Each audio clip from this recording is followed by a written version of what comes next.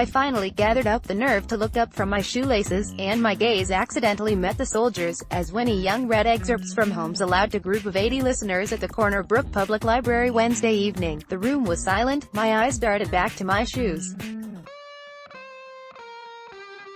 I willed myself to look back up. It seemed safer, somehow, to keep an eye on him. That officer stared us down. Yeung read. As Abu Bakr al Rabeeah would told his ESL teacher, Yeung, the details of his life over a lunch break or after school. She scribbled down the details. Those stories of his childhood in the middle of a civil war became Holmes, one of the best-selling non-fiction books in the country and a CBC's Canada Reads selection. Story sharing now. The teacher and student are traveling the country to share more about their work. It was such an honor that so many people came out to share their time with us. The joy is to meet people and to hear their stories, and the warm welcome was really kind and generous, said Yeung. It's lovely. I thought I shared my story very well, Abu Bakr al Rabeeah. It was lovely. I felt like I shared my story very well with the kind people that came. I felt like part of the dream came true, al Rabeeah said. Newfound family al Rabeeah said that when he moved from Syria to Canada he wanted to share his story, but he never dreamed it would become this well-known. I never thought anyone would want to read or hear about my story. It's crazy, especially for me and the book to be second in Canada Reads. I am the youngest person, he said, with a huge smile on his face. Yeung reads part of the book to a group of 80 listeners at the corner Brook Public Library. Colleen Connors, CBC, I never thought about this. My biggest goal was to share it with my classmates so they understand what's happening in Syria and Iraq. Then it just suddenly went all the way up to here, to Canada Reads. The 18-year-old took many questions from the crowd about the tremendous violence and loss he experienced in Homs and Syria. He answered confidently and honestly about the love of his large family and how they leaned on each other during such difficult times.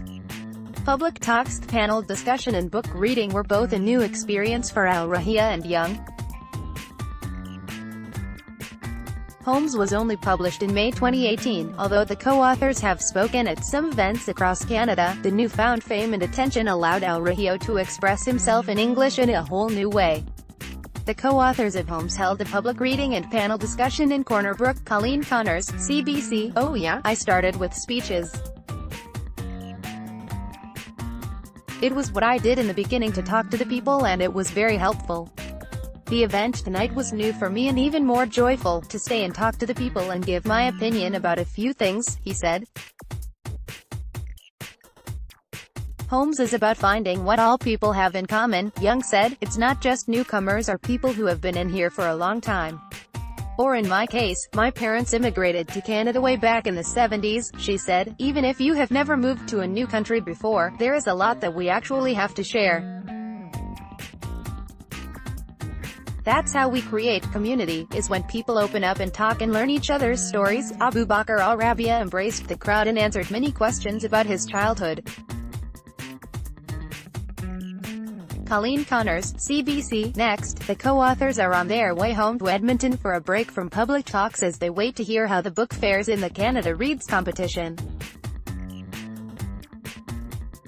The Canada Reads 2019 debates take place March 25 to 28, 2019. They will air on CBC Radio 1 at 11 a.m., 1 p.m. at 1:30 p.m. NT, and on CBC at 4 p.m. 4:30 NT. They will also be live-streamed online at CBC Books at 11 a.m.